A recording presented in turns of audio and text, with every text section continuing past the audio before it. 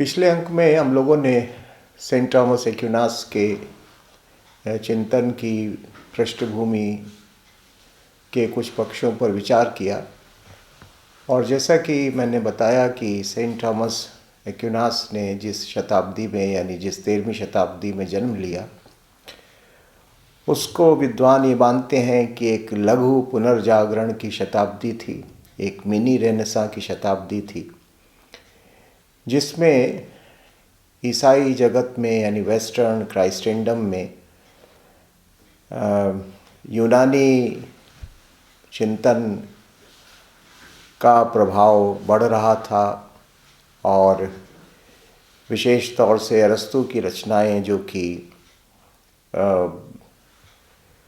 Arabic और Jewish scholars के माध्यम से वेस्टर्न का क्राइस्टेंडम में प्रवेश कर चुकी थीं, उन्होंने ईसाईयत के सामने एक चुनौती प्रस्तुत की थी। और वो चुनौती ये थी कि अरस्तू और अन्य यूनानी दार्शनिकों का ये विचार था कि मनुष्य के जीवन में सबसे ज़्यादा महत्वपूर्ण जो तत्व होता है वो विवेक का या रीज़न का होता है, और विवेक के द्वारा ही सद्जीवन की उपलब्धि हो सकती है, गुड लाइफ की प्राप्ति हो सकती है। और इसलिए उन्होंने दर्शन को यानी फिलॉसफी को बहुत अधिक महत्व दिया। एक प्रकार से दर्शन शास्त्र को उन्होंने सर्वोच्च विद्या माना।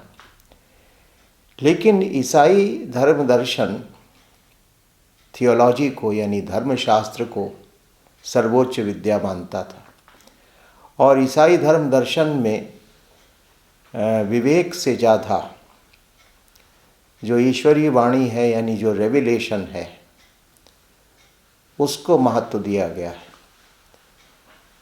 तो ये एक जो विरोधाभास पैदा हो गया कि एक तरफ अरस्तू के प्रभाव से और दूसरे यूनानी दार्शनिकों के प्रभाव से 13वीं शताब्दी के ईसाई जगत के सामने ये विचार आ रहा था कि विवेक और दर्शन के माध्यम से मनुष्य का कल्याण संभव है। लेकिन जो राजनीति, जो ईसाई चिंतन है, वो ईसाई चिंतन ये मानता है कि मनुष्य का जो संपूर्ण कल्याण है वो दैवीय वाणी पर आधारित, रेविलेशन पर आधारित धर्मशास्त्र से ही संभव है।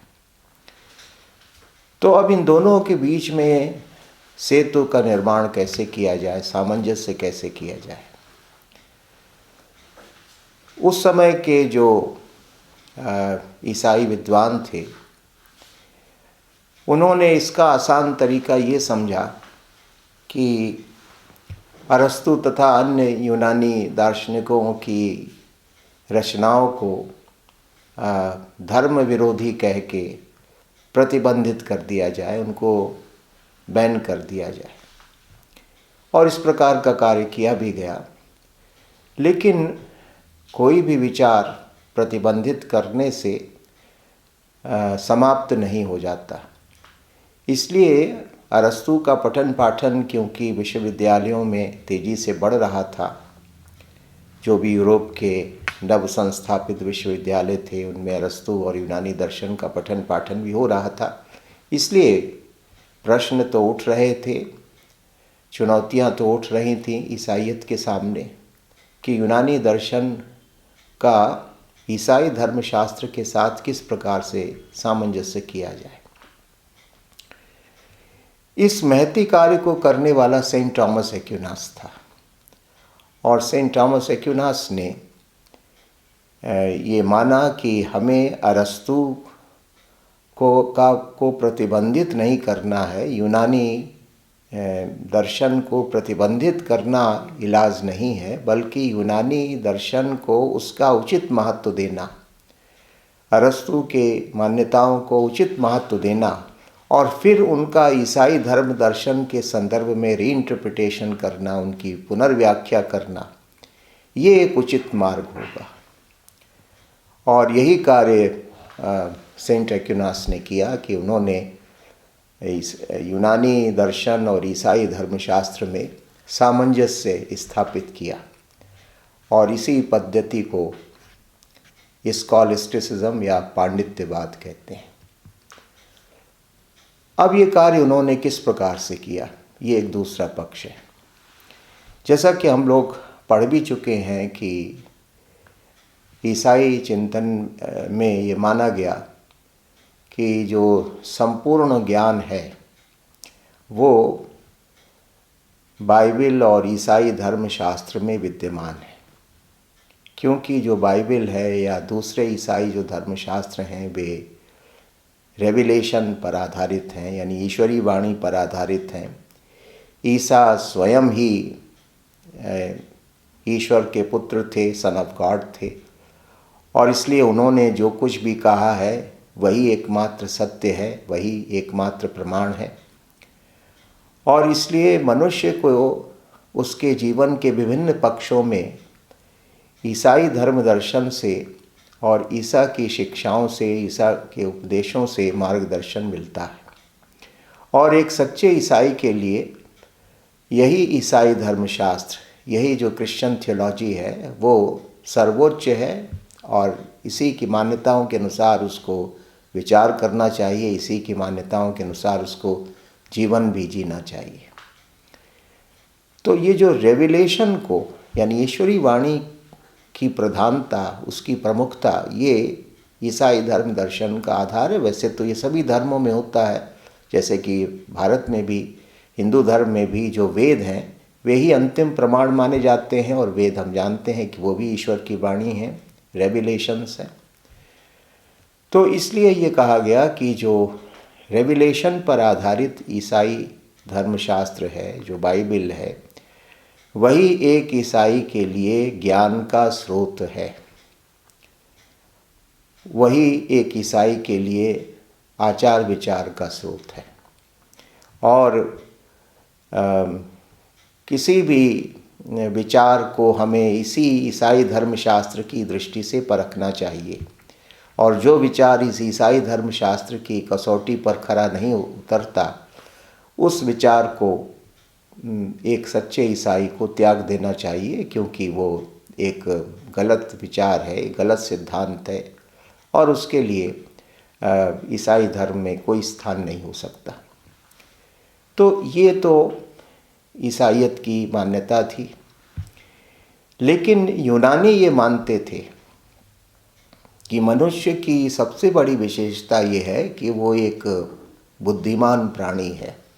जैसा कि प्लेटो और एरिस्टोटल के कॉन्टेक्स्ट में भी हम लोगों ने देखा कि दोनों ही विचारक मानते हैं कि जो विवेक है वो मनुष्य का सर्वोच्च तत्व है, और इस विवेक के आधार पर दर्शन शास्त्र का निर्माण होता है, दर्शन शास्त्र का ज्ञान प्राप्त किया जाता है। तो यूनानियों का ये मानना था कि जो विवेक है, जो विजडम है, उस विजडम के माध्यम से मनुष्य को सद्जीवन का ज्ञान प्राप्त होता है, और इस ज्ञान को प्राप्त करके वो अपने व्यक्तिगत जीवन को, अपने सामाजिक जीवन को, अपने राजनीतिक जीवन को श्रेष्ठ बना सकता है। इसलिए जो फिलॉसफी है, जो कि बुद्धि विवेक पर आधारित है, तर्क वितर्क पर आधारित है, जिसके लिए प्लेटो तथा दूसरे दार्शनिकों ने डायलेक्टिक्स शब्द का भी प्रयोग किया है। तो ये जो डायलेक्टिक्स है, यानी ये जो दर्शन शास्त्र है, वो परम विद्या है, वो चरम विद्या है, और इसके यही अंतिम प्रमाण है, यही अंतिम निष्कर्ष है। और हमें अपने जीवन के सभी पक्षों को इसी कसौटी पर कसना चाहिए, और जो इस कसौटी पर खरे उतरते हैं उनको स्वीकार करना चाहिए, और जो इस कसौटी पर खरे नहीं उतरते उनको अस्वीकार करना चाहिए। तो यूनानी दर्शन इस प्रकार की मान्यता का प्रतिपादन करता है। यानी यूनान के लोग फिलॉसफी को क्वीन ऑफ साइंसेस मानते हैं, और ईसाईयत थियोलॉजी को क्वीन ऑफ साइंसेस मानती है। तो दोनों के बीच एक टकराव होना, दोनों के बीच एक द्वंद्व उत्पन्न होना, ये स्वाभाविक था। और इसी द्वंद्व का समाधान थॉमस एक्विनास ने बड़ी कुशलता से किया, क्योंकि इस द्वंद्व का समाधान करने के लिए जिस प्रकार की संश्लेषणात्मक सामर्थ्य चाहिए थी, जिस प्रकार की सिंथेसाइजिंग कैपेसिटी चाहिए थी, वो एक्विनास में प्रचुर मात्रा में थी। एक्विनास ने कहा कि यूनान के दार्शनिकों ने या अरस्तु ने जो विचार प्रस्तुत किए हैं वे विवेक संगत हैं, जीवन के अनुभव पर आधारित हैं और उनको हम असत्य कहकर अस्वीकार नहीं कर सकते। इसलिए अरस्तु और अन्य यूनानी दार्शनिकों ने जो कुछ कहा है, जो कुछ भी मान्यताएं प्रतिपादित की हैं बुद्धिवादी आधार पर, वे भी हमारे अनुभव से, हमारे जीवन से प्रमाणित होते हैं, इसलिए उनको आप अस्वीकार नहीं कर सकते। लेकिन हमें इस बात को ध्यान रखना है कि यद्यपि अरस्तु या अन्य यूनानी दार्शनिकों ने भी सत्य का प्रतिपादन किया है और इसलिए वो भी ग्राह्य है, वो भी हमारा मार्गदर्शन करता है, लेकिन अरस्तु तथा दूसरे यूनानी दार्शनिकों ने परम सत्य का, जो अल्टीमेट ट्रुथ है, उसका प्रतिपादन नहीं किया। और जो परम सत्य है वो तो ईसाई धर्म दर्शन में ही प्रतिपादित किया गया है, जो फाइनल ट्रुथ है, जो अल्टीमेट ट्रुथ है और जो कि रेवलेशन पर आधारित होता है, जो कि दैवी वाणी पर आधारित होता है, वो तो ईसाइयत की देन है। क्यों? क्योंकि बुद्धि की सीमाएं होती हैं। कोई भी व्यक्ति कितना भी बुद्धिमान क्यों ना हो, लेकिन वो कभी संपूर्ण सत्य को नहीं जान सकता। उसकी बुद्धि में कोई ना कोई दुर्बलता, कोई ना कोई सीमा होती है, जिसके कारण वो कहीं ना कहीं गलती करेगा, कहीं ना कहीं भ्रम में पड़ जाएगा। इसलिए जो रीज़न है वो जो है वो परफेक्ट नहीं होता, उसमें परफेक्शन नहीं होता। मनुष्य अपनी बुद्धि के द्वारा बहुत सारी चीज़ों का ज्ञान प्राप्त कर सकता है। दर्शन शास्त्र की सहायता से हमें इस लौकिक जगत और इस लौकिक जगत के परे भी अनेक सत्यों का ज्ञान हो सकता है, लेकिन अपने विवेक के द्वारा या दर्शन शास्त्र की सहायता से हमें जो परम तत्व है उसका ज्ञान प्राप्त नहीं हो सकता। निश्चयात्मक ज्ञान प्राप्त करने के लिए तो हमें अंततः बुद्धि से परे जाना पड़ेगा और बुद्धि के अतिरिक्त किसी अन्य तत्व का संबल लेना पड़ेगा। और वो जो तत्व है वो है दैवीय वाणी या रेवलेशन। और उस दैवी वाणी में अगर हम श्रद्धा रखेंगे, जिसको फेथ कहा गया क्रिश्चियनिटी में, उस पर अगर हम विश्वास करेंगे तो हमें जीवन के जो फाइनल ट्रूथ्स हैं, जो जीवन का जो चरम लक्ष्य है और जीवन के जो चरम सत्य हैं, उनका भली प्रकार से ज्ञान हो सकता है। इसलिए जो अनएडेड रीज़न है, मनुष्य केवल और केवल अपनी बुद्धि से, अपने विवेक की सहायता से उन अंतिम सत्यों तक और जीवन की उस अंतिम लक्ष्य तक नहीं पहुंच सकता जो कि उसके जीवन का उद्देश्य होना चाहिए।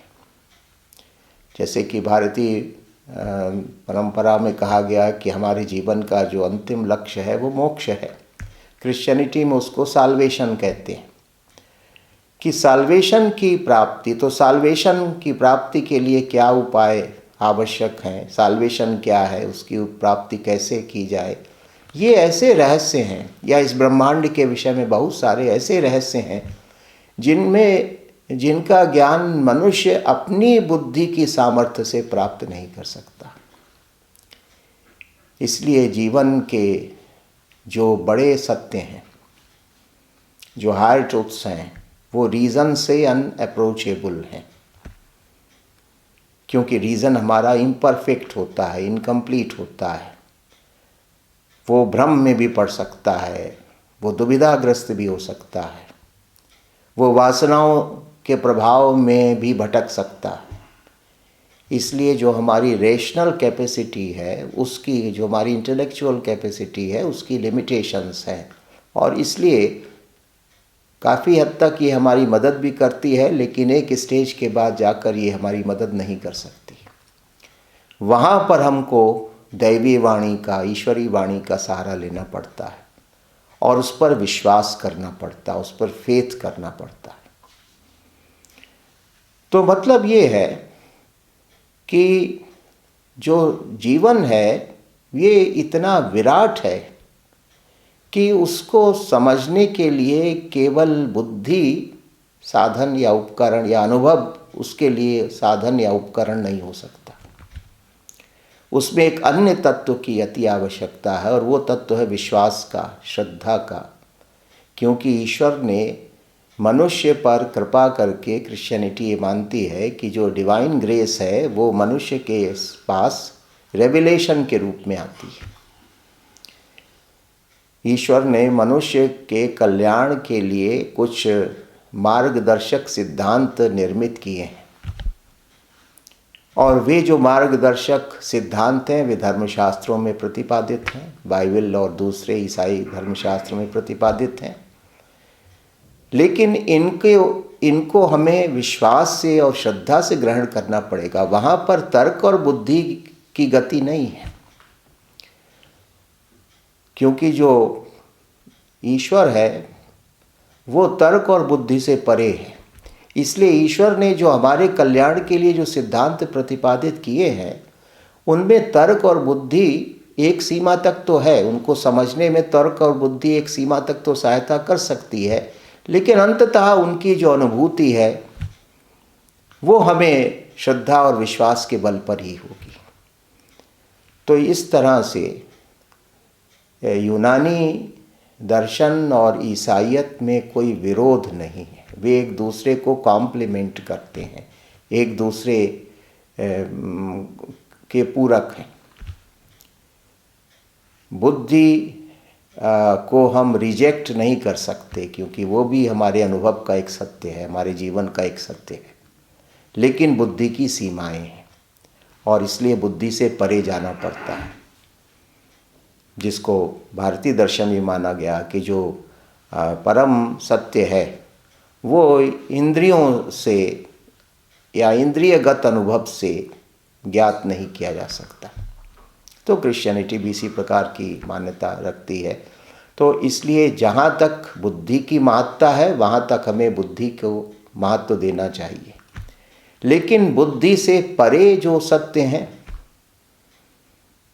जो जीवन के, जगत के जो रहस्य हैं, जिनको केवल और केवल ईश्वर जानता है, और मनुष्य को उनकी थोड़ी बहुत झलक दैवीय वाणी से या डिवाइन रेवलेशन से होती है, तो उसके ऊपर अगर हम विश्वास करें, उसके ऊपर अगर हम श्रद्धा रखें, तो हमें उन उच्चतर सत्यों की भी प्राप्ति हो सकती है, और हम न केवल अपना लौकिक कल्याण कर पाएंगे वरन अपना पारलौकिक कल्याण करने की स्थिति में भी होंगे। यानी साल्वेशन की जो प्राप्ति है वो केवल बुद्धि के सहारे नहीं हो सकती। साल्वेशन की प्राप्ति के लिए फेथ का आश्रय लेना परम आवश्यक है। इसलिए सेबाइन ने अपनी समीक्षा में लिखा भी है कि faith is the fulfilment of reason, कि जो फेथ है वो रीज़न की लिमिटेशंस को फुलफिल करता, कि जहाँ पर बुद्धि की गति नहीं है, जहाँ बुद्धि हमारी सहायता करने में असमर्थ प्रमाणित होती है, वहाँ पर हमको मार्ग दिखाने का काम विश्वास करता है, फेथ करता है।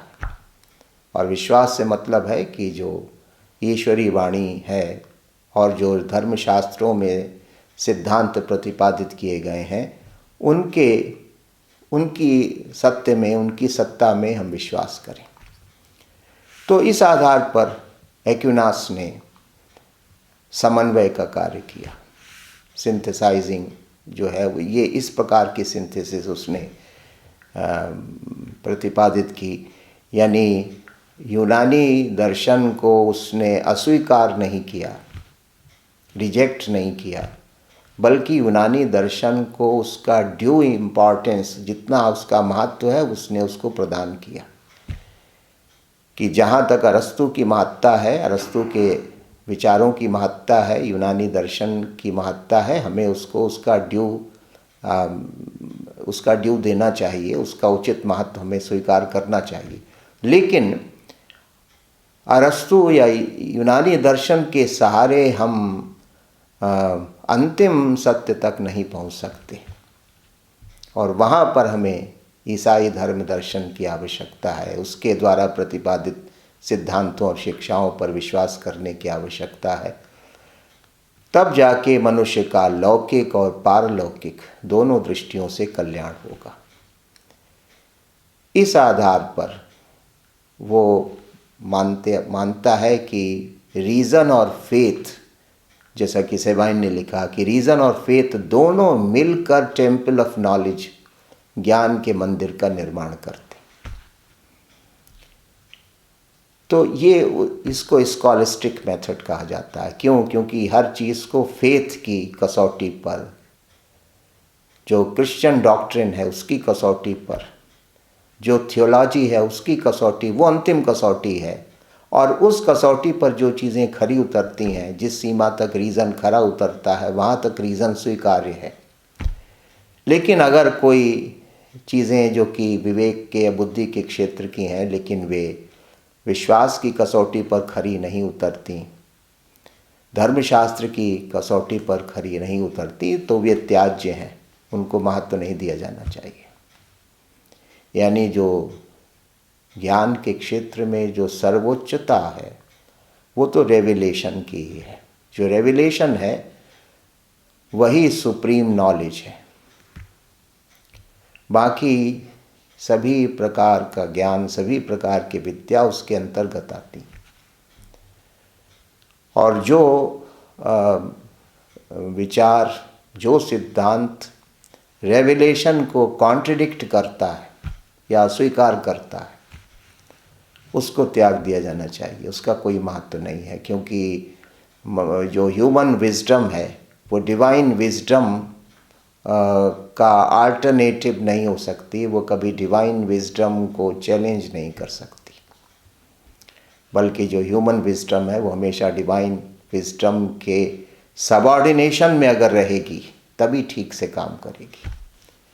रीज़न तभी सही दिशा में चलेगा जब वो फेथ से कंट्रोल्ड है, जब बुद्धि विश्वास से या ईश्वरी वाणी से स्वतंत्र हो जाती है किसी भ्रम के कारण या अज्ञानता के कारण या किसी वासना के कारण, तो ऐसी ही बुद्धि अंततः विनाशकारी सिद्ध होती है। इसलिए बुद्धि को दिशा देने का कार्य भी विश्वास करता है, फेथ करता है। अर्थात जो हमारी बुद्धि है वो ईश्वरीय प्रकाश को ग्रहण करके जब मार्ग तय करेगी, तब वो अपने लक्ष्य तक पहुँचेगी। तब वो उस स्थिति में ही मनुष्य अपना लौकिक कल्याण भी करेगा और पारलौकिक कल्याण भी करेगा। उस डिवाइन विजडम को, उस डिवाइन लाइट को रिजेक्ट करके या इग्नोर करके जब हमारी बुद्धि काम करती है, तो क्रिश्चियनिटी में भी और दूसरी परंपराओं में भी उसी को शैतानी बुद्धि कहा गया।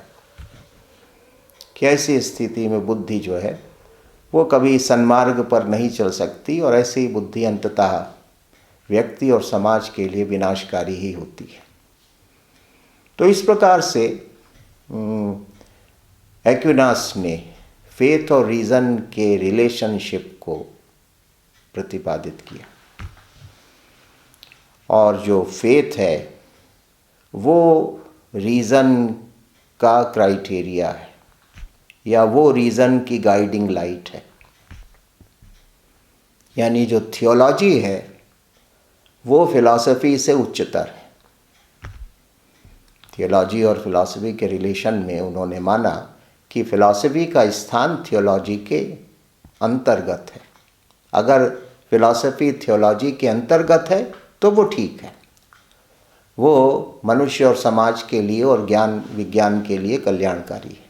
लेकिन अगर फिलॉसफी या साइंस थियोलॉजी को निगेट करती है या थियोलॉजी के विरुद्ध जाती है, तो ऐसी फिलॉसफी, ऐसी साइंस हमेशा ऐसे सिद्धांतों को जन्म देगी, ऐसे तथाकथित सत्यों को जन्म देगी जो कि अंततः मनुष्य के लिए, समाज के लिए और संपूर्ण प्रकृति के लिए भी विनाशकारी ही सिद्ध होंगे।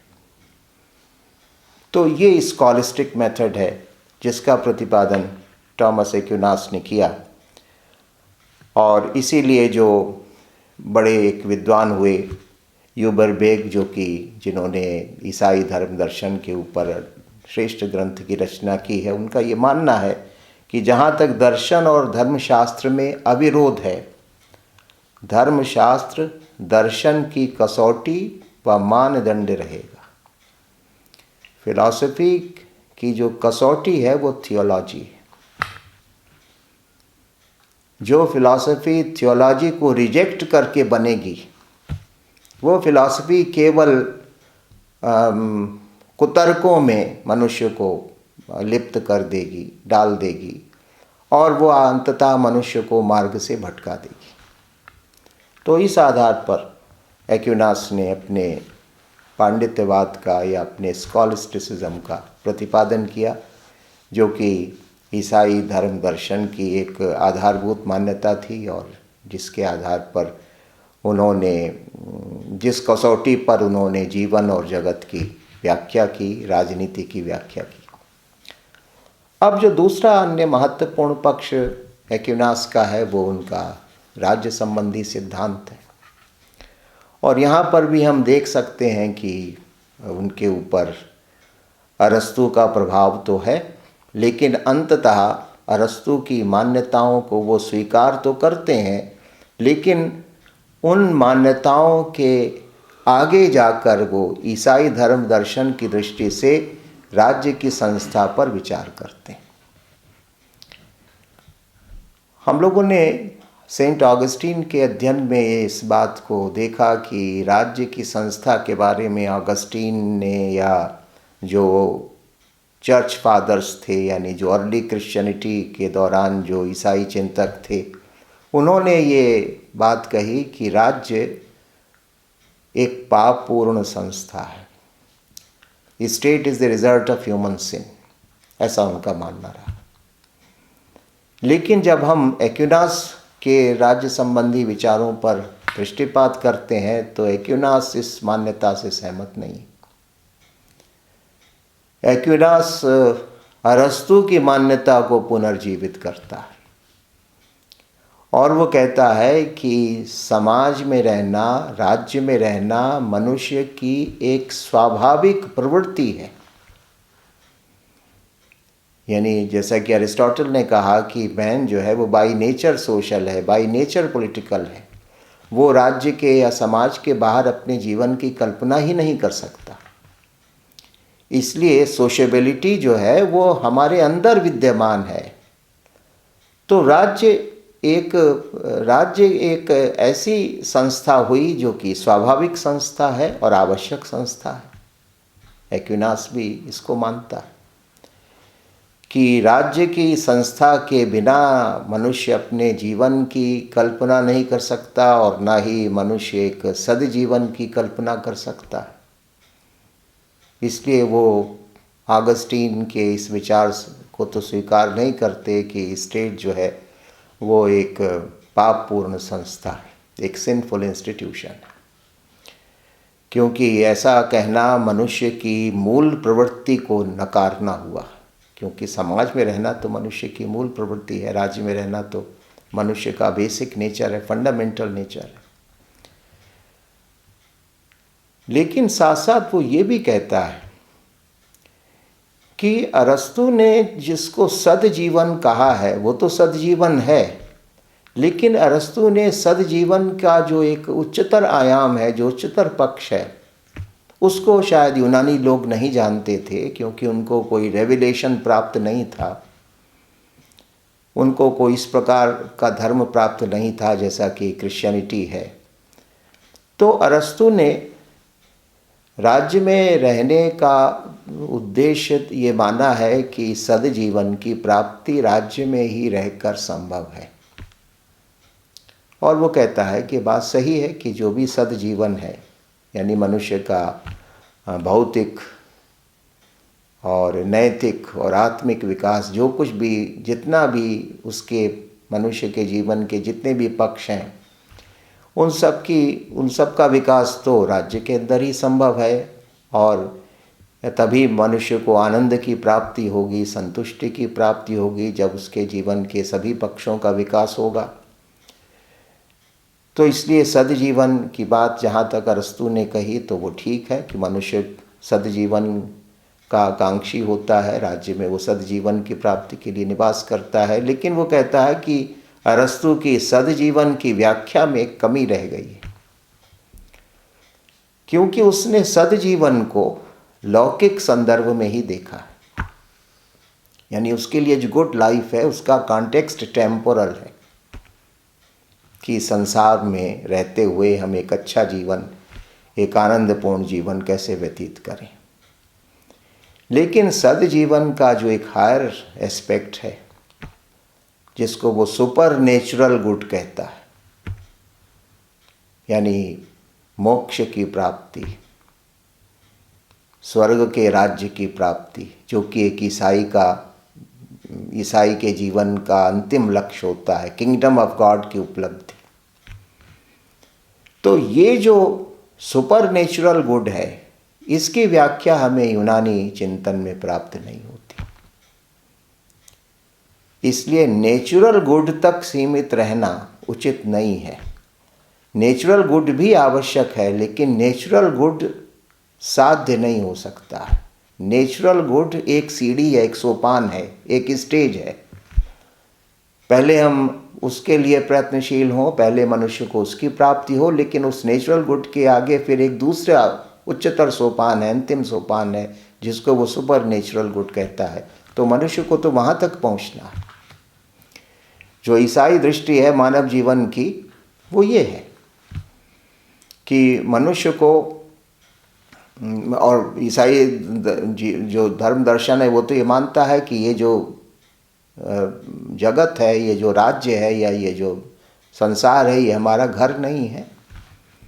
यहाँ पर तो हम एग्जाइल के तौर से रहने आए हैं, एक प्रकार से निर्वासित जीवन व्यतीत कर रहे हैं। हमारा असली जो घर है वो तो किंगडम ऑफ गॉड है, जिसमें हमें वापस जाना है।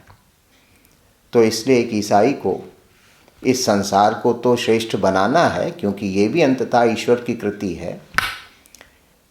इसलिए इस संसार को, और संसार की सबसे महत्वपूर्ण संस्था राज्य है, तो राज्य को ठीक से व्यवस्थित तरीके से चलाना है, ये तो आवश्यक है। लेकिन साथ साथ एक ईसाई को हमेशा स्मरण रखना चाहिए कि जो उसका असली लक्ष्य है या जो उसका गंतव्य है वो किंगडम ऑफ गॉड है।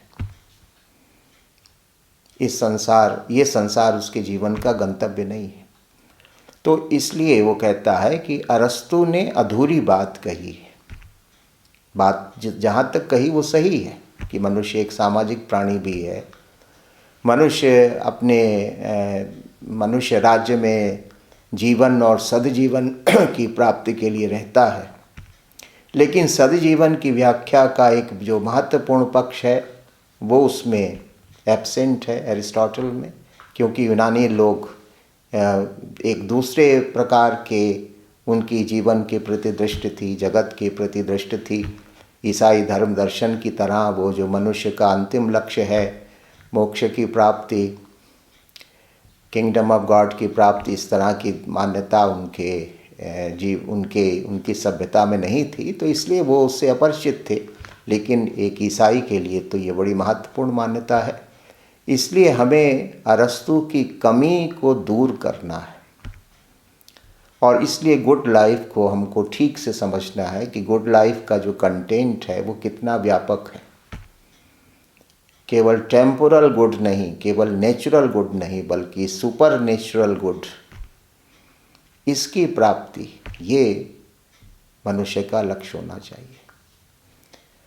तो एक तो वो इस तरह से वो अरस्तु में एडिशन करता है ईसाई धर्म दर्शन की दृष्टि से। दूसरी बात, वो भी अरस्तु की तरह मानता है कि जो राज्य होता है वो एक्सचेंज ऑफ सर्विसेज पर आधारित होता है, सेवाओं के आदान प्रदान पर आधारित होता है। राज्य में अनेक वर्ग होते हैं, जैसे कृषक भी है, शिल्पी भी है, सैनिक भी है, पुरोहित भी है, बहुत सारे वर्ग राज्य में होते हैं। और वो सब इसलिए होते हैं क्योंकि मनुष्य के जीवन के विभिन्न प्रकार के लक्ष्य होते हैं, मनुष्य की विभिन्न प्रकार की आवश्यकताएं होती हैं, और उन सब आवश्यकताओं और लक्ष्यों की पूर्ति में ये सारे वर्ग सहायक होते हैं। तो राज्य की संस्था एक सेवाओं का आदान प्रदान भी है। उसमें शासक वर्ग भी उसी में से एक वर्ग होता है, जिसके नियंत्रण में, जिसके मार्गदर्शन में इन सभी को संचालित होना चाहिए। तो इसलिए राज्य वो संस्था है जो कि अनेक वर्गों से मिलकर बनती है, और जो अनेक वर्गों का मार्गदर्शन करते हुए हमारे जीवन के जो साधारण लक्ष्य हैं और जो हमारे जीवन का परम लक्ष्य है, उसकी पूर्ति में हमारी सहायता करती है। तो इस आधार पर वो ये मानता है कि राज्य की संस्था का काफ़ी महत्व होता है।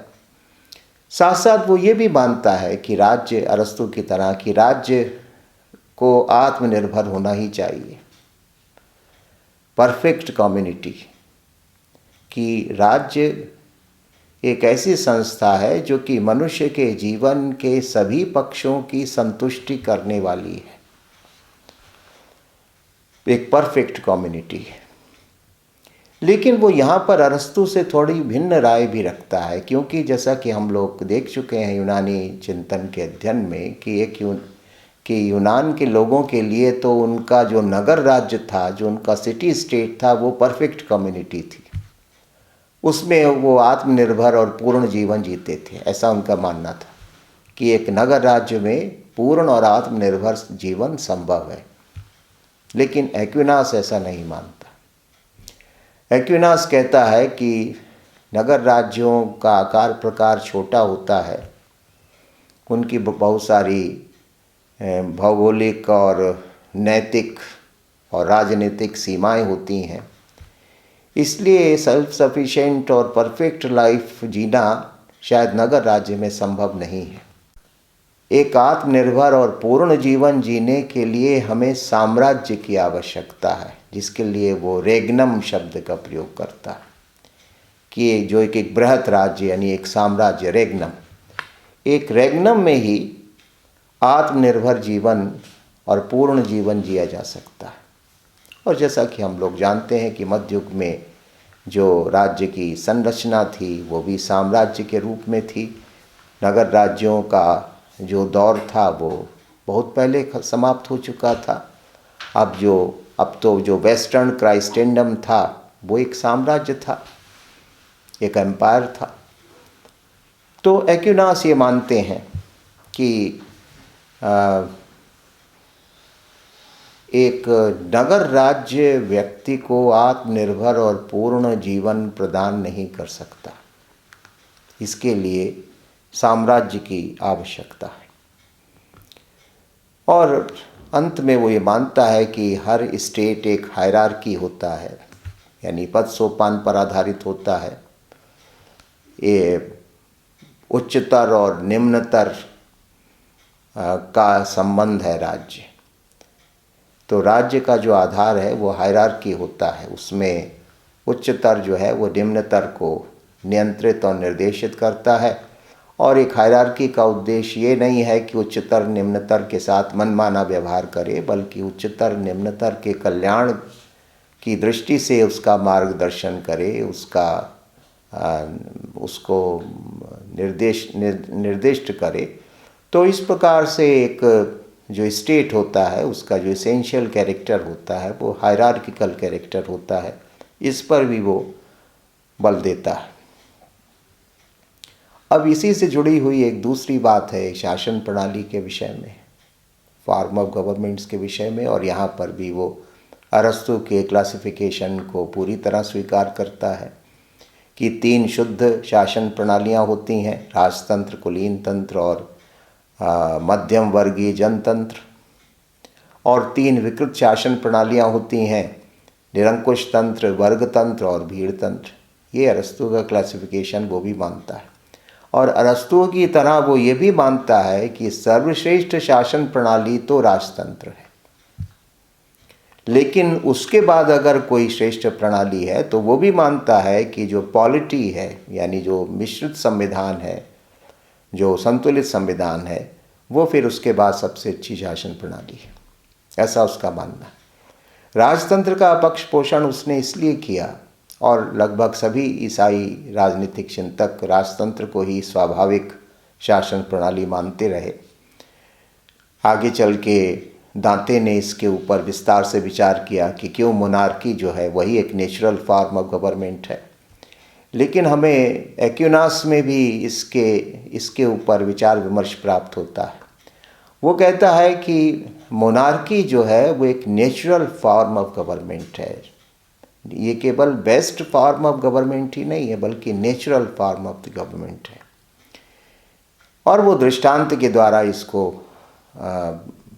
प्रमाणित करने का प्रयास करता है कि जैसे कि ब्रह्मांड है, इस ब्रह्मांड का एक ही स्वामी है और जिसको कि हम ईश्वर कहते हैं, तो इस ब्रह्मांड पर शासन करने वाला भी एक ही परमेश्वर है, एक ही ईश्वर है, और यही व्यवस्था नीचे तक रेप्लिकेट होती है।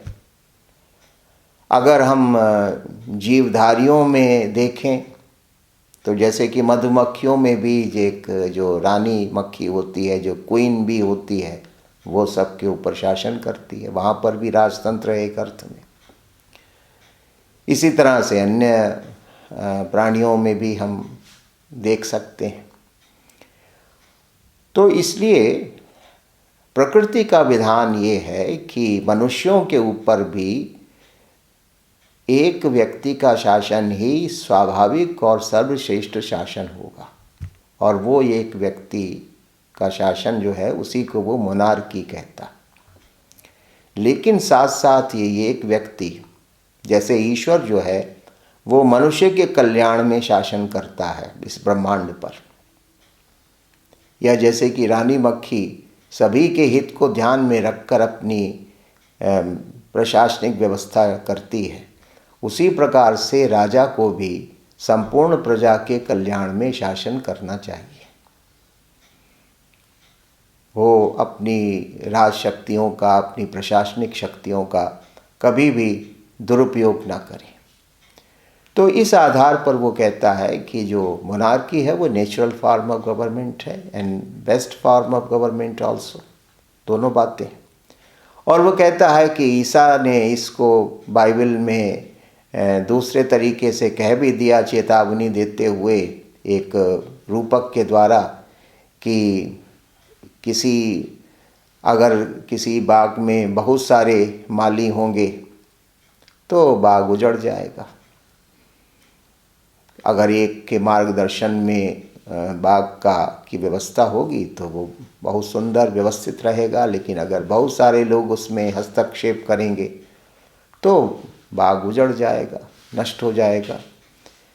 तो इस प्रकार से वो ये मानता है कि राजतंत्र एक श्रेष्ठ प्रणाली है।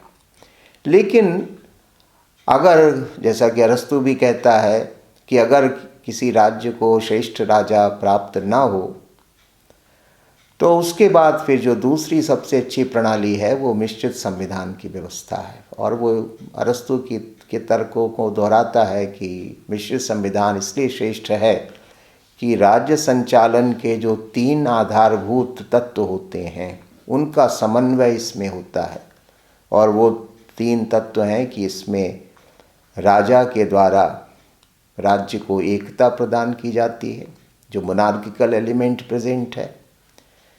कुलीनों के द्वारा इसमें बुद्धिमत्ता का प्रवेश किया जाता है और प्रजा के द्वारा, आम जनता के द्वारा आज्ञाकारिता का तत्व इसमें प्रवेश करता है।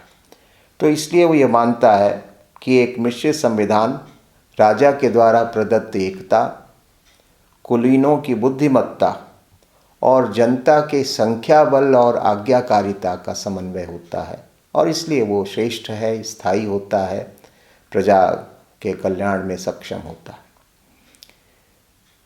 फिर उसने निरंकुश तंत्र के ऊपर प्रकाश डाला है, क्योंकि उसने ये कहा है कि राजतंत्र के विकृत होने की भी संभावना विद्यमान रहती है। अगर अत्यंत बुद्धिमान और सद्गुणी व्यक्ति राजा बनता है तब तो राजतंत्र सही दिशा में संचालित होता है, लेकिन अगर राजा सत्ता के, शक्ति के मद में हो, अपनी शक्तियों का दुरुपयोग करना प्रारंभ कर दे, तो राजतंत्र को अत्याचार तंत्र यानी टायरेनी में परिवर्तित होते देर नहीं लगती। ये खतरा भी विद्यमान है और इसलिए वो कहता है कि इतिहास में ऐसे निरंकुश शासकों की क्रूरता के, उनकी स्वेच्छाचारिता के दृष्टांत भरे हुए हैं कि जब जो राजा है वो आतताई बन गया, निरंकुश बन गया और उसने ये माना है कि दो परिस्थितियां होती हैं, जिसको आगे चल के लॉक ने भी इसको दोहराया कि दो परिस्थितियों में हम किसी शासन को निरंकुश शासन कह सकते हैं। पहली परिस्थिति तो ये है illegitimate acquisition of political power, कि राजनीतिक शक्ति को जो अवैध तरीके से यूज़ुर्प कर लेते हैं, एनेक्स कर लेते हैं, हड़प लेते हैं, यानी जो निर्धारित प्रक्रिया है उसके अनुसार या जो विधान या संविधान के अनुसार जो राजसत्ता को प्राप्त नहीं करता, एक तो उसको निरंकुश तंत्र कहा जाता है कि आपने जो पॉलिटिकल पावर है वो इललेजिटिमेट तरीके से प्राप्त की है, अवैध तरीके से प्राप्त की है। अवैध तरीके से जब राजसत्ता कोई व्यक्ति प्राप्त करता है तो वो सही अर्थ में मोनार्क नहीं है, वो टायरेंट है, निरंकुश शासक है। पहली बात तो वो ये कहता है कि शासनाधिकार को कोई हड़प ले, यूज़ुर्प कर ले। और दूसरी परिस्थिति निरंकुशता की तब पैदा होती है कि यद्यपि आप शासक तो वैध तरीके से बने हैं, लेकिन आप अपनी राजकीय शक्तियों का प्रयोग अवैध तरीके से कर रहे हैं। दूसरी परिस्थिति ये होती है कि जब एक व्यक्ति का शासन निरंकुश शासन कहा जाता है कि उसने राजसत्ता तो वैध तरीके से प्राप्त की।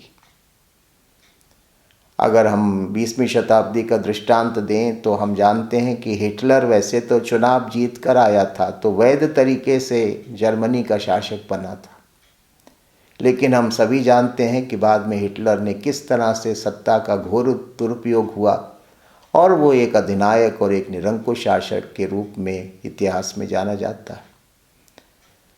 तो शासन सत्ता तो वैध तरीके से प्राप्त हो, लेकिन शासन सत्ता का उपयोग अवैध तरीके से हो, निरंकुश तरीके से हो, ऐसी स्थिति को भी निरंकुश शासन कहा जाता है।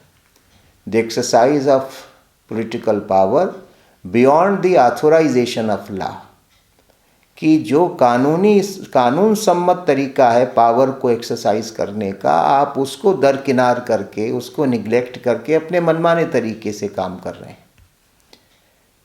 स्वेच्छाचारी तरीके से काम कर रहे हैं। तो ये दो परिस्थितियां हैं जिनमें जब एक व्यक्ति शासन करता है तो ऐसे शासन को हम निरंकुश शासन या टायरेनी कहते हैं। और जो टायरेंट है, जो निरंकुश शासक है, वो तो कभी भी, उसके लिए तो जाहिर है कि कभी प्रजा का कल्याण साध्य नहीं होता वो अपनी महत्वाकांक्षाओं को, अपने स्वार्थों को ही हमेशा प्रमुखता देता है और प्रजा हित की उसको कोई चिंता नहीं होती। और इसीलिए वो जो है वो प्रजा पीड़न करता है, प्रजा पर अत्याचार करता है अपनी शक्ति का दुरुपयोग करते हुए। और ऐसा शासक सामान्यतः ना उसमें कोई गुण होते हैं, ना उसमें कोई सही अर्थ में विवेक होता है, और इसलिए वो राजशक्ति को साध्य समझ लेता है। वो पावर को एंड मान लेता है, पावर को मीन्स नहीं मानता है कि पावर जो है वो पब्लिक गुड का मीन्स है। लेकिन जो निरंकुश शासक होता है वो पावर को साध्य मान लेता है, और इसलिए वो हर समय अपने एक हिंसक पशु के समान व्यवहार करता है अपनी प्रजा के साथ। अब प्रश्न ये है कि प्रजा का क्या कर्तव्य है, ये भी एक सवाल उठा है एक्विनास के चिंतन में कि ऐसी स्थिति में प्रजा क्या करे। क्या ऐसे निरंकुश शासक का वध कर दिया जाना चाहिए, जिसको टिरेनिसाइड कहते हैं? ये भी क्रिश्चियन पॉलिटिकल थ्योरी की एक प्रॉब्लम है जिसके ऊपर एक्विनास ने विचार किया। तो एक्विनास कहता है कि निरंकुश शासक बहुत स्पष्ट उसका दृष्टिकोण सामने नहीं आता, क्योंकि उसकी जो दो रचनाएं हैं, जैसे एक उसकी रचना है the commentary on the sentences of Peter Lombard, और दूसरी उसकी रचना है रूल ऑफ प्रिंसेस। इन दो रचनाओं में कुछ अलग प्रकार के विचार इस संदर्भ में वो प्रतिपादित करता है। इसलिए वो कहता है कि निरंकुश शासक के विरुद्ध विद्रोह करने का अधिकार तो प्रजा को है कि निरंकुश, लेकिन विद्रोह करने से पहले ये वो प्रजा समझ ले कि क्या विद्रोह करके वो करने के बाद जो व्यवस्था कायम होगी वो श्रेष्ठ होगी। अगर ऐसा प्रजा को लगता है कि विद्रोह करने के बाद एक श्रेष्ठ व्यवस्था कायम हो जाएगी, तब तो वो विद्रोह करे। लेकिन अगर ऐसा उसको लगता है कि विद्रोह करने के बाद स्थितियां और बिगड़ जाएंगी और अराजकता उत्पन्न हो जाएगी, समाज में और खून खराबा पैदा हो जाएगा, तो ऐसी स्थिति में प्रजा को जो राइट ऑफ रेजिस्टेंस है उसका प्रयोग सोच समझ के करना चाहिए। यानी प्रजा को ये माप तौल कर लेनी चाहिए कि राइट ऑफ रेजिस्टेंस का वो प्रयोग करे तो उसके कॉन्सिक्वेंसेस क्या होंगे, उसके परिणाम क्या होंगे। अगर उसके परिणाम, राइट ऑफ रेजिस्टेंस के परिणाम श्रेष्ठ होते हैं तो राइट ऑफ रेजिस्टेंस का प्रयोग करना ही चाहिए। लेकिन अगर यह आशंका हो कि राइट ऑफ रेजिस्टेंस का प्रयोग करके स्थितियां और बेकाबू हो जाएंगी, समाज में और अराजकता उत्पन्न हो जाएगी, तो इसका प्रयोग करने में सावधानी बरतनी चाहिए, ऐसा उसका मानना है। और वो कहता है कि आम ऐसे भी इतिहास में दृष्टांत मिलते हैं, और वो उसको ठीक भी मानता है कि आवश्यकता पड़ने पर ऐसे आतताई राजा को डिथ्रोन कर देना चाहिए, पदच्युत कर देना चाहिए, उसको पद से हटा देना चाहिए। लेकिन ये फैसला जनता करे, कोई वर्ग विशेष ना करे, क्योंकि वो एक स्थान पर कहता है कि ये जो चीज़ें हैं, अगर पब्लिक ट्रस्ट के बेसिस पर ये चीज़ें होंगी तब तो ठीक तरीके से होंगी, लेकिन अन्यथा कोई अपनी दुश्मनी निकालने के लिए कोई वर्ग, कोई फैक्शन ऐसा कर सकता। तो इसलिए राजा को पदच्युत करने का अधिकार है प्रजा को। लेकिन अब प्रश्न उठता है कि क्या राजा का वध करने का अधिकार प्रजा को है कि नहीं। टिरेनिसाइड इसको कहते हैं। इस संदर्भ में जैसा कि मैंने बताया कि उसके विचारों में विरोधाभास है। अपनी पुस्तक commentary on the sentences of Peter Lombard में वो निरंकुश शासक के वध करने का समर्थन करता हुआ दिखाई पड़ता है। कुछ ऐसा आभास होता है कि जैसे कि वो अप्रूव करता है कि हाँ, टिरेनिसाइड ठीक है।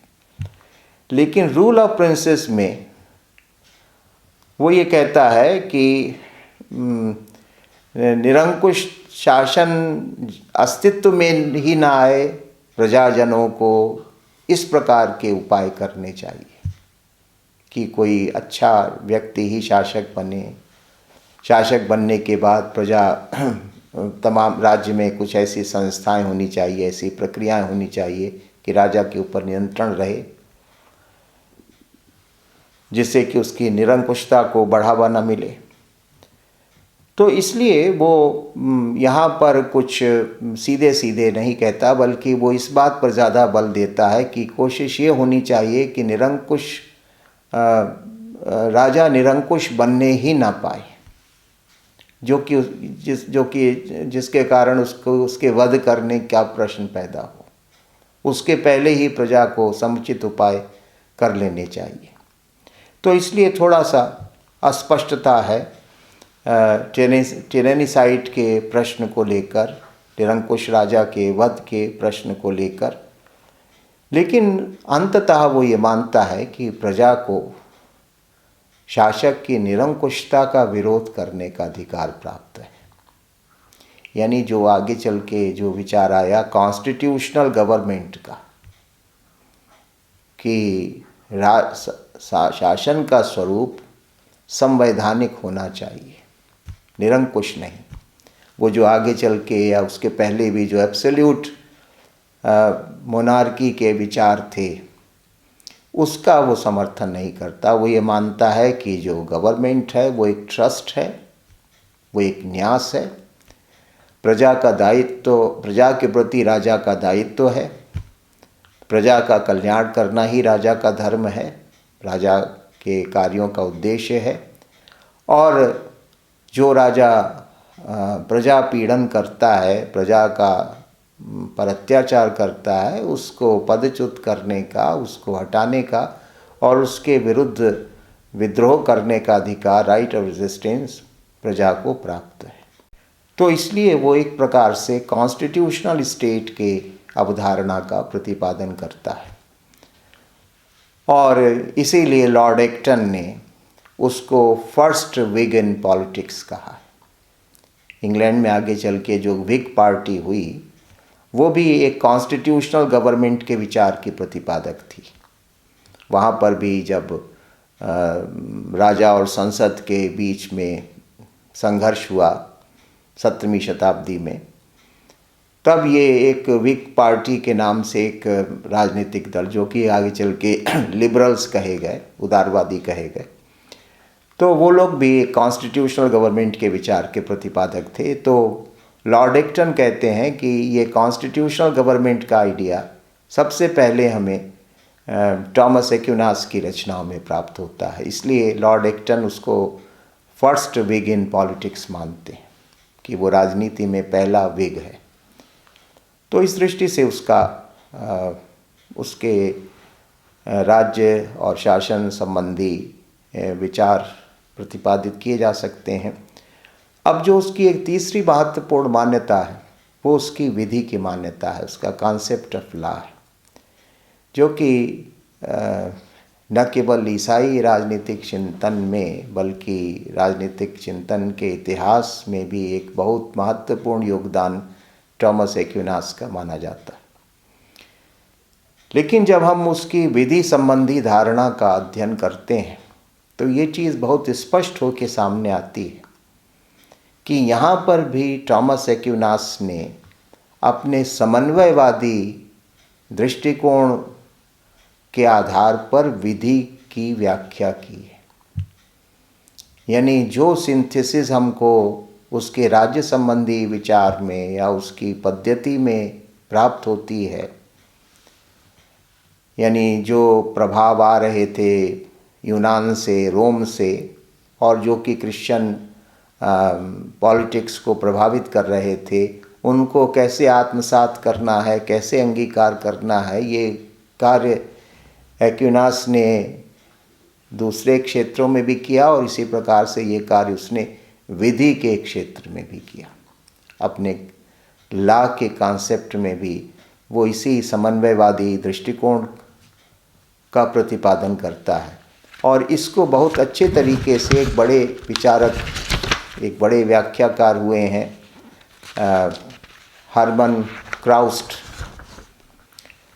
उन्होंने अपनी पुस्तक में, एंटन हर्मन क्राउस्ट ने एक जो महत्वपूर्ण बात कही एक्विनास के विधि सिद्धांत के संदर्भ में, वो महत्वपूर्ण है। वो पूरी एक प्रकार से हम कह सकते हैं कि उसके पूरे कॉन्सेप्ट ऑफ लॉ को उसने बड़े अच्छे तरीके से समराइज कर दिया है, उसको संक्षिप्तीकरण कर दिया है।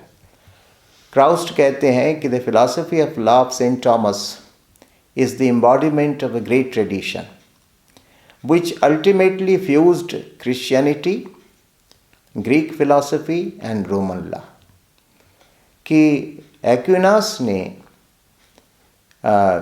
यूनानी दृष्टिकोण को, रोमन दृष्टिकोण को और ईसाईयत को बड़े श्रेष्ठ तरीके से समन्वित किया है। The views of St. Thomas about law and justice have become a deathless legacy for all meaningful jurisprudential theories। और इसलिए ये जो विलक्षण कार्य सेंट थॉमस एक्विनास ने किया, इसका बाद के विधि शास्त्र पर, बाद की ज्यूरिस्प्रूडेंस पर, पश्चिमी जगत की ज्यूरिस्प्रूडेंस पर इसका बहुत गहरा प्रभाव पड़ा। ये एक बहुत बड़ी डेथलेस लीगेसी है, ये उसकी अमर विरासत है जो कि पश्चिम को प्राप्त हुई, पश्चिम के नैतिक वैधानिक दर्शन को बाद में प्राप्त हुई। अब ये इसका आशय क्या है कि कैसे तीन धाराओं को उसने एक श्रेष्ठ सिद्धांत के रूप में समेटने का कार्य किया।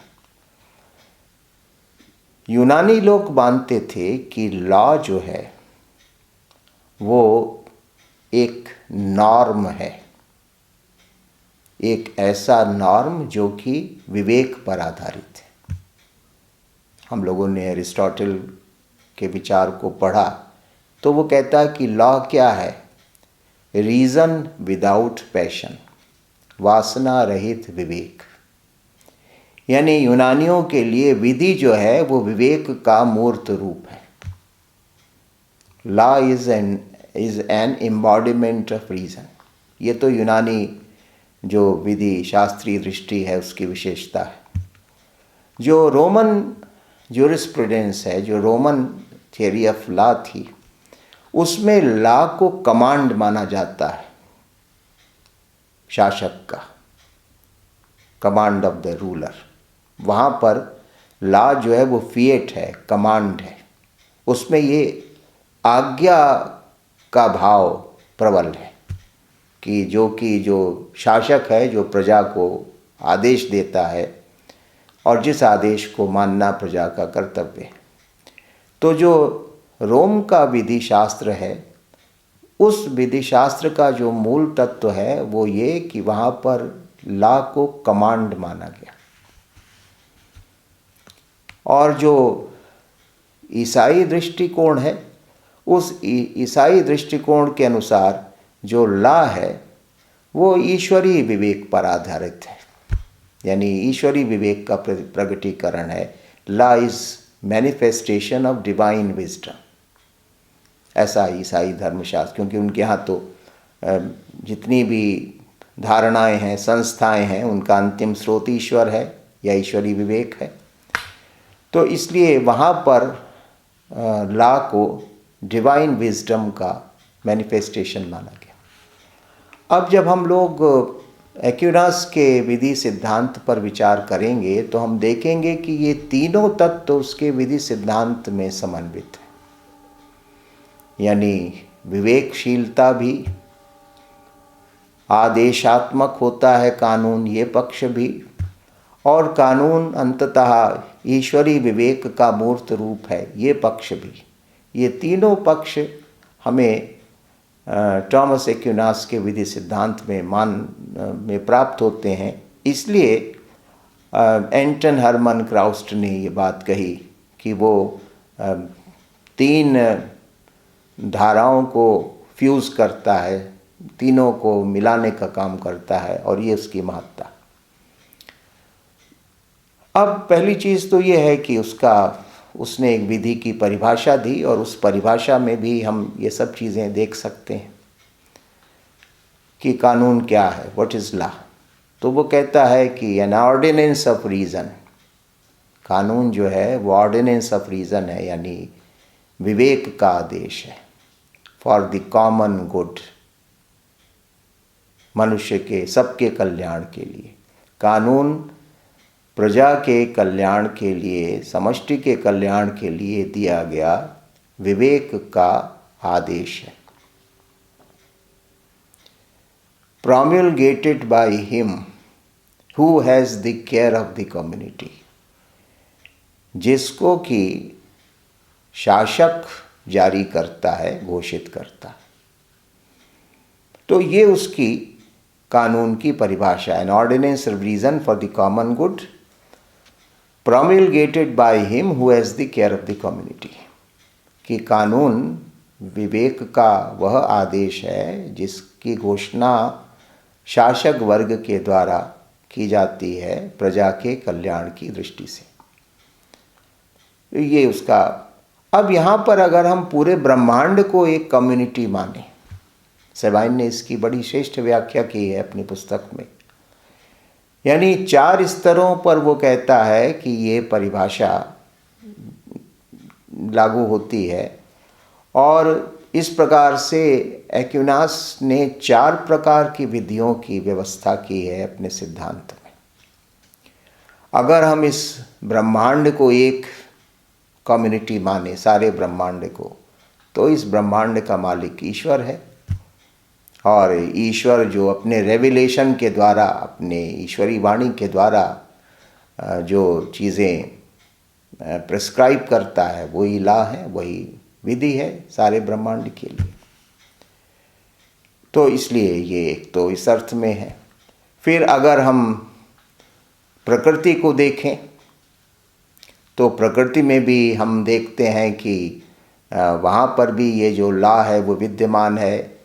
न केवल जो जीवधारी हैं, जैसे कि वृक्ष वनस्पतियाँ हैं, जैसे कि पशु जगत है, तो पशु जगत में इंस्टिंक्ट के रूप में, मूल प्रवृत्ति के रूप में ये लॉ विद्यमान है। हर पशु का एक अपना स्वभाव होता है, उसका एक अपना खान पान होता है, और वो हमेशा उसी के अनुसार व्यवहार करता है। यानी जो शेर है वो कभी घास नहीं खाएगा, और जो गाय है वो कभी मांस नहीं खाएगी। यानी जिसके अंदर जिस प्रकार की इंस्टिंक्ट प्रकृति ने रखी है वो उसी के अनुसार हमेशा आचरण करेगा, वही उसका लॉ है। इसी तरह से अगर हम वनस्पति जगत में देखें तो हर वनस्पति का अपना एक प्रकृति होती है, उसका एक अपना स्वभाव होता है, उनके अपने फलने फूलने का एक की ऋतु होती है, उनका एक अपना रंग या उनके अपने रूप होता है, और उसी के अनुसार वो वनस्पति हमेशा विद्यमान रही है, आदिकाल से लेकर आज तक उसी रूप में विद्यमान रही, उसी प्रकार से व्यवहार करती आई है। तो इसलिए जो प्राकृतिक जगत है वहाँ पर जो लॉ है वो इंस्टिंक्ट के रूप में विद्यमान है। ये इंस्टिंक्ट पशु पक्षियों को प्रेरणा देती है, आदेश देती है, वैसे ही वो काम करते हैं। और मानवीय जगत में ये जो क्योंकि प्रकृति का हिस्सा मनुष्य भी है, मानवीय जगत में ये जो लॉ है वो रीज़न के रूप में विद्यमान है। हर व्यक्ति के अंदर अच्छे बुरे का विवेक होता है, राइट रॉन्ग का एक सेंस होता है, इन्नेट सेंस होता है, वो हमको कोई सिखाता नहीं बल्कि वो हमारे अंदर जन्मजात रूप से विद्यमान होता है। तो ये जो हमारे अंदर जो एक रेशनल सेंस है ये भी जन्मजात है, इस रूप में है। और इसी तरह से इस एक अगर हम कम्युनिटी का प्रयोग हम एक राज्य के लिए करें तो वहाँ पर एक शासक होता है और वो अपने कमांड के द्वारा तय करता है कि क्या करना उचित होगा, क्या करना उचित नहीं होगा। तो इस प्रकार से एक्विनास कहता है कि जिसको कि इंटरप्रेट करते हुए सेबाइन कहते हैं कि हमें इस संसार में 4 प्रकार की विधियां प्राप्त होती हैं। सबसे श्रेष्ठ विधि तो शाश्वत विधि है, और शाश्वत विधि से मतलब है कि जो डिवाइन रीज़न है, ईश्वरीय बुद्धि, ईश्वरीय विवेक, शाश्वत विधि है। पहली तो ये है। दूसरी जो विधि है वो डिवाइन रीज़न इन नेचर, यानी जिसको कि प्राकृतिक नियम या प्राकृतिक विधि कहते हैं, नेचुरल लॉ कहते हैं, डिवाइन रीज़न इन नेचर।